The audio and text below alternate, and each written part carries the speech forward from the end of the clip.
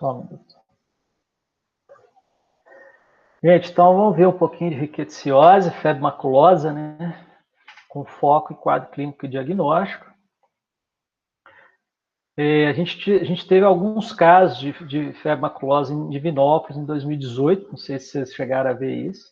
4 casos aqui nessa reportagem, teve até um pouco mais, né? 3 evoluíram para óbito, desses 4, né?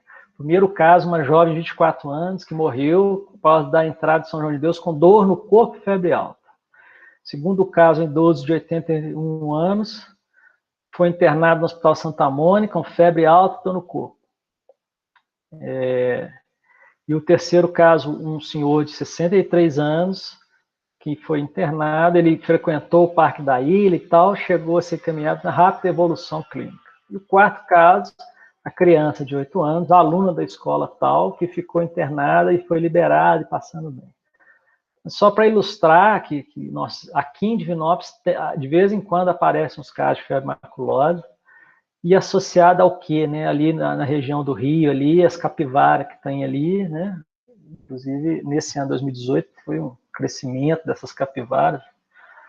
A febre maculosa é uma doença infecciosa febril, aguda, que pode ser grave, potencialmente grave. De vez em quando aparece alguém, vai ver, morre e é febre maculosa. Ela ocorre mais na região sudeste, na Bahia, e na região sul do Distrito Federal. Então, ela é mais para baixo aqui, digamos assim, do que outras, né, doenças tropicais que a gente vê aí. A rickettsia, que é a bactéria que causa a febre maculosa brasileira, existe outras ricketsioses, né, que causam outras doenças. A febre das montanhas rochosas lá dos Estados Unidos e Canadá é uma outra rickettsia, por exemplo. Reservatório, né, são os carrapato estrela, que é muito comum, é um amblioma, e os equinos, roedores, são um reservatório da rickettsia, né?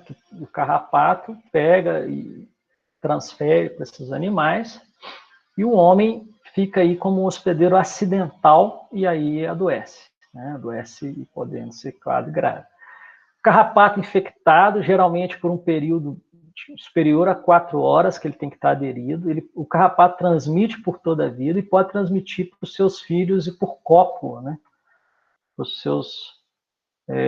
Para outros carrapatos da espécie, né? Então, está aí no ambiente. Não tem tanto caso assim confirmado, às vezes, né, também não dá tempo de fazer diagnóstico e tal, mas olha para vocês verem, em 2017, 186 casos confirmados, desses 70 evoluiu para óbito, né? É uma doença muito grave, se a gente for ver dessa forma, quase 50% de letalidade, né?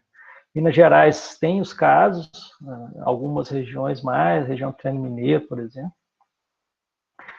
Ponto de vista clínico, é uma doença aguda, período de incubação curto, entre 2 e 14 dias, febre alta, mialgia, cefaleia, mal-estar, náusea e vômito. Opa, isso aqui é dengue, né? Isso aqui é muito parecido com dengue. Mas tem uma diferença aqui importante, a sazonalidade ocorre mais no inverno e primavera. Primavera porque tem a fase que o carrapato está crescendo e as fases mais de muita proliferação de carrapato, digamos assim, né? Que saiu do estágio de ninfa e são os micuim, né? Aquele carrapato pequenininho e tal.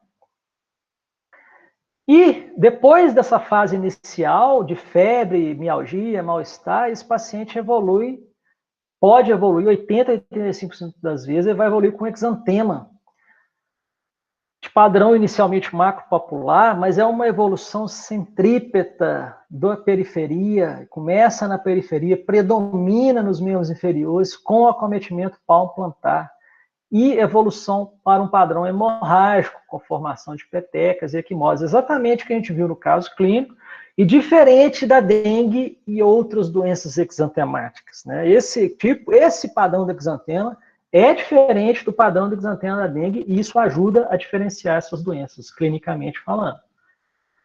paciente grave, ele pode piorar com formas, né, hemorragia, principalmente, disfunção renal, complicações neurológicas, respiratórias, e aí é uma letalidade bem mais alta se ele evolui para forma grave. Como é que faz o diagnóstico de rickettsiosi? Ele é basicamente sorológico, tá? O pessoal falou do PCR, existe já, mas nós vamos coletar imunofluorescência indireta com amostras pareadas, que é aquilo que eu falei, o paciente chega no primeiro atendimento, né, e principalmente se estiver grave, óbvio, nós vamos colher de cara uma amostra e depois de 1, 2 semanas colher uma nova amostra, a gente vê aumento dos títulos de IgG ou IgM aparecendo para fechar diagnóstico. A definição de caso suspeito é todo indivíduo que apresente febre, cefaleia, mialgia e história de picada de carrapato, ou ter frequentado a área de transmissão nos últimos 15 dias, ou febre, cefaleia, mialgia, com aparecimento de exantema, marco papular, com ou sem manifestações hemorrágicas. Essas definições são definições, às vezes, muito subjetivas, assim, não é subjetivas, aqui confundem com outras doenças, né, posso falar.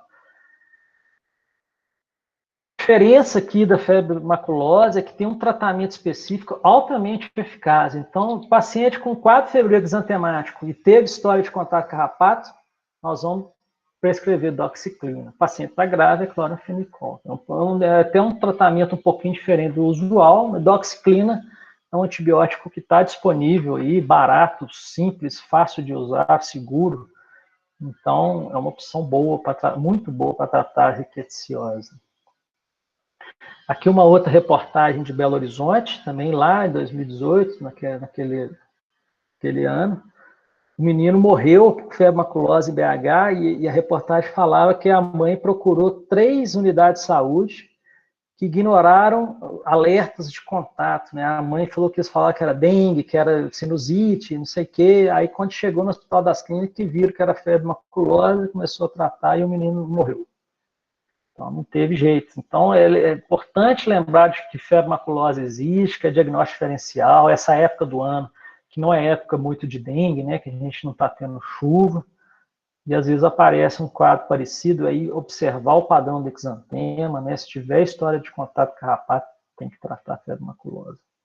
A profilaxia de controle tem a ver com o combate ao carrapato, a roupa, né, adequada.